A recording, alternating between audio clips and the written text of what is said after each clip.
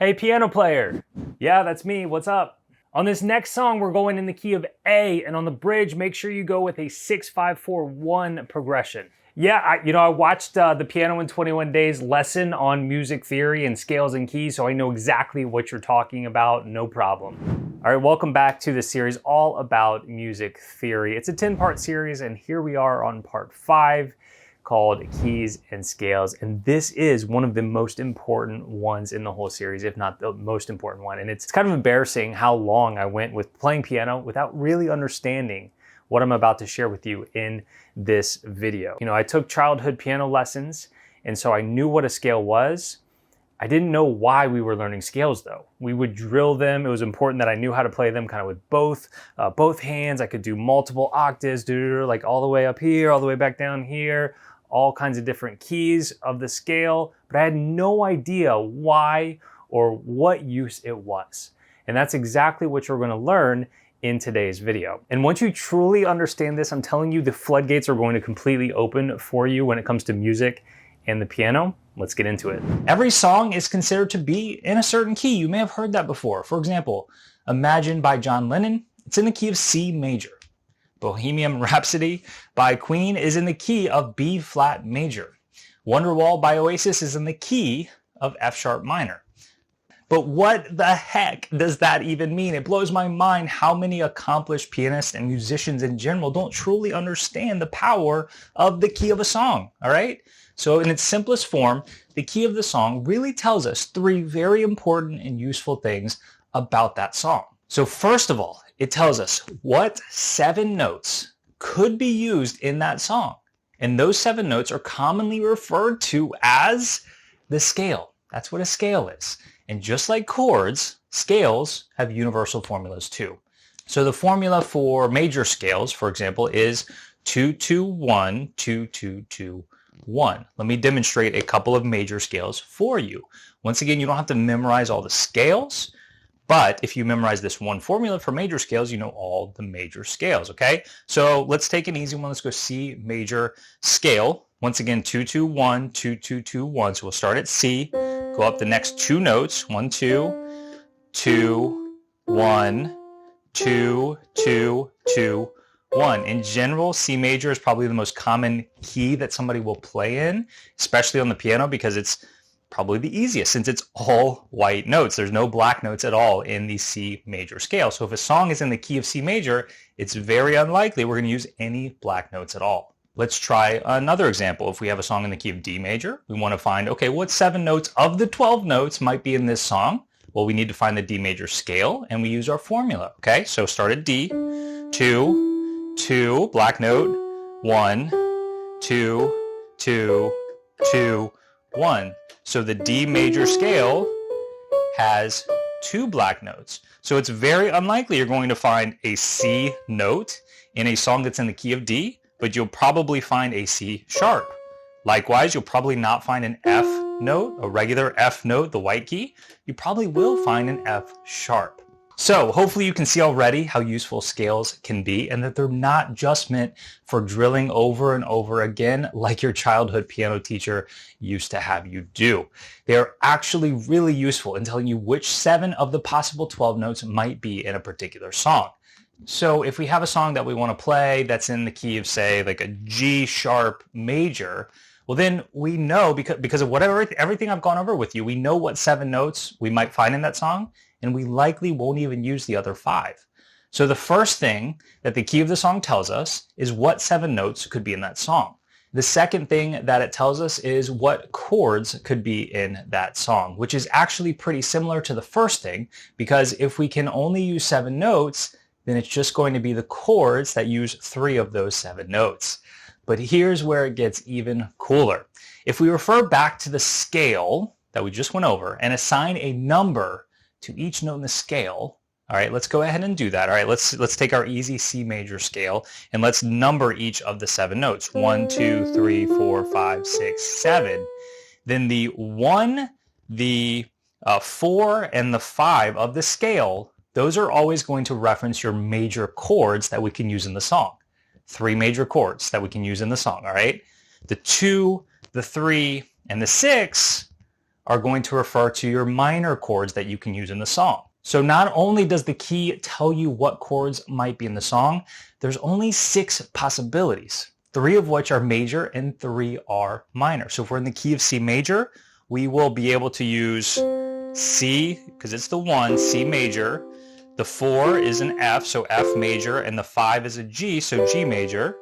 And then our minor chords are the 2, so D minor, the 3, E minor, and the 6, so A minor. All right, that was an easy one. That was the C major key. Let's go with A. Let's say a song is in the key of A major. What chords could possibly be in that song? Well, the first step is to figure out the scale, to figure out what those 7 notes are. We give them a number. Remember, the 1, the 4, the 5 are the major chords. The 2, the 3, the 6 are the minor chords. So let's start on an A. Remember, our formula for finding the scale is 2, 2, 1, 2, 2, 2, 1. Okay, so 2, 2, 1, 2, 2, 2, 1. So an A major scale has 3 black notes in it. So just a reminder, for example, like we're probably not going to find an F note in a song that's in the key of A major. All right, so our scale is 1, 2, 3, 4, 5, 6, 7. Those are our 7 notes. So the 1 is going to be our major chord, so an A major. Remember your formula 4, 3 for finding major chords. All right, and those notes, look, just happen to fall within our scale, including this C sharp. All right, the 4, 1, 2, 3, 4. We're going to have a D major. That could possibly be in the song that's in the key of A major. And then our 5 in the scale is an E, so E major. All right, so we found the 3 major chords that might be in a song, any song that's in the key of A major. What are the 3 minor chords? All right, that's the 2, the 3, and the 6. All right, there's the 2, so B minor, 1, 2, 3, 1, 2, 3, 4. There's a B minor chord. All right, the 3 is C minor. All right, there's our C minor. And then the 6, 1, 2, 3, 4, 5, 6. This one's a little tricky here because it's an F sharp is the 6. So our 6 is minor.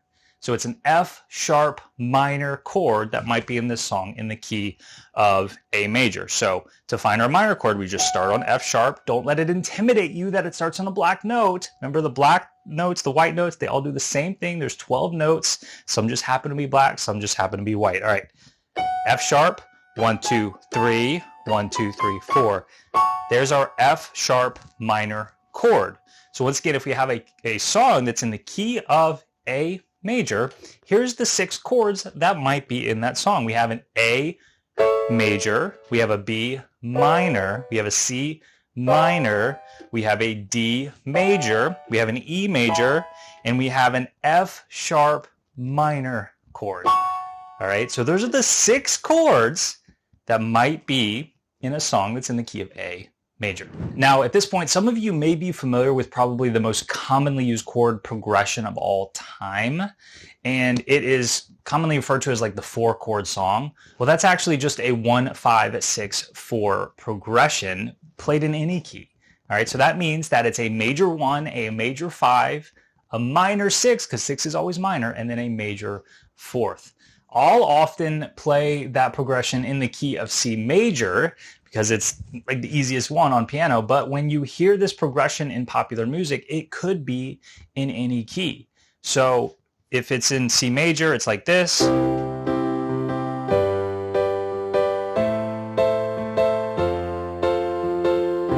Thousands and thousands and thousands of popular songs use that exact chord progression, but it doesn't necessarily have to be in the key of C major. Let's take that exact same chord progression and use our A major key that we just kind of learned together, and let's do a 1, 5, 6, 4 chord progression in A major instead of C major. So 1 is A, and then we'll go 5 next. So 1, 2, 3, 4, 5. So then we'll have an E major.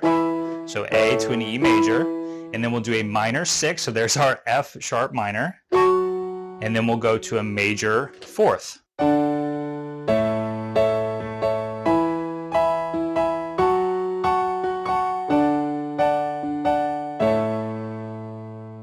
So by understanding the number system that I just showed you and keys, it allows you to transcend that key and apply it to any key. When folks truly understand this, it's typically a huge game changer. And now that you understand this, you could even try to start writing your own chord progressions as long as you stay within these music theory guidelines. One time I was playing at my church, and this is kind of before I really understood the whole playing in a key thing, and I was just really focused on the chords themselves. And it was kind of like not being able to see the forest through the trees, if you've heard that expression before. And so I would just look at a chord sheet and be playing, and the leader of the band was playing guitar and he was the singer, and he would often look at me and be like, "Hey Jacques, did you go back to the one there? Were you playing the 5 there and then the 6? Did you go to a 2 there?" And for the longest time, I just kind of faked it. I wasn't quite sure what he meant.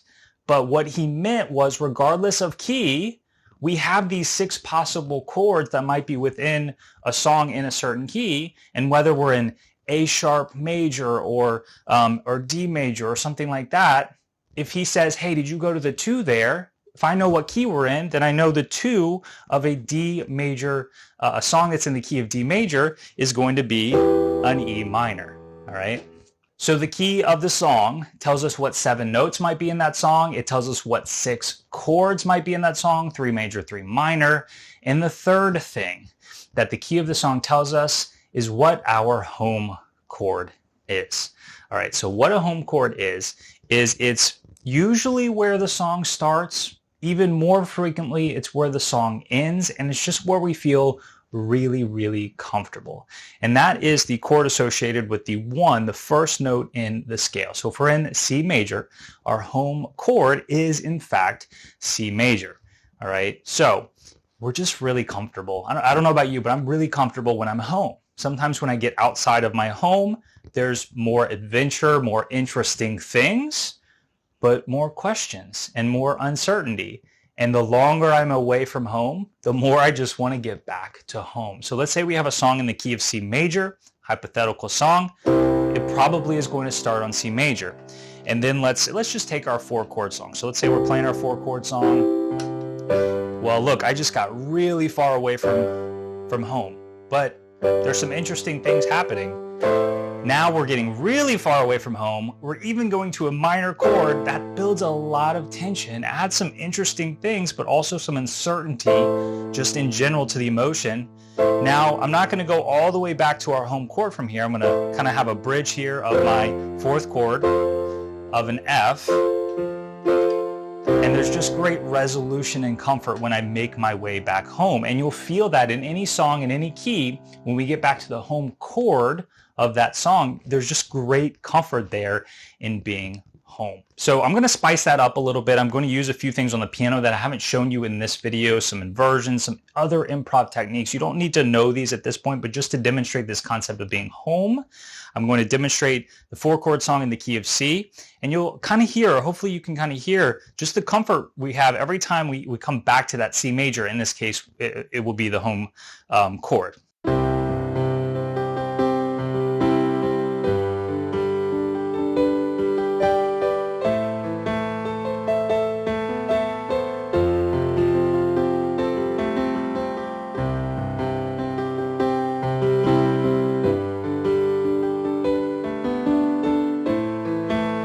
Tension right now.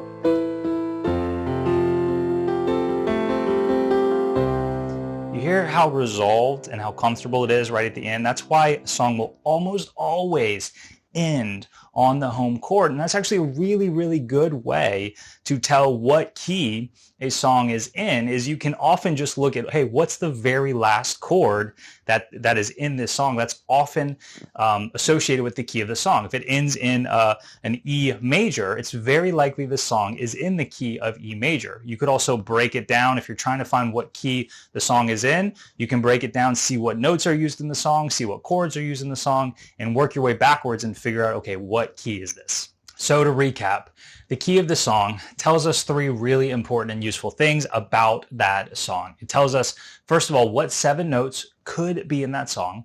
2, it tells us the 6 chords that could be in that song, 3 major, 3 minor, right? And 3, it tells us our home chord. So that was all about keys and scales on the piano. We're halfway done with this 10-part series all about keeping music theory as simple as possible. In the first 5 parts, we went over a lot of the theory itself, and in the last 5 parts, we're going to be answering a lot of questions and exceptions to some of the rules that we've already established. And in part 6, we're going to answer the question, how many chords are in the key of any song? So you can find that video right over here, or if you want to watch all 10 parts of this series in one video, you can do that right over here. So once again, part 6 in the series right here, or the entire series in one video, just click on it right over here. I'll see you in the next video.